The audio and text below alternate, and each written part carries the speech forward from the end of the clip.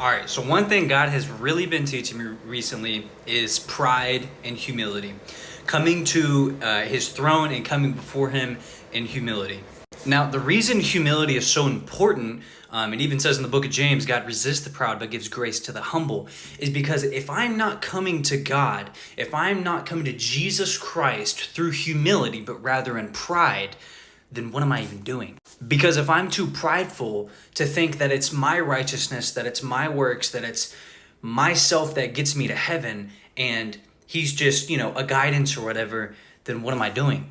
Christ is the one who gives me breath. He's the one who wakes me up. He's the one who keeps me breathing. He's the one who supplies my food. He gives me all things. And God has really been laying this heavy on me because it doesn't matter how much I read or how much I pray. Those are things that I can do to draw closer to him through his grace, that I can draw close to him.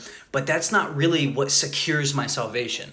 So if you've been really overwhelming yourself with, oh my gosh, I'm not reading, I'm not praying, stop going to it with a legalistic perspective about I have to do this.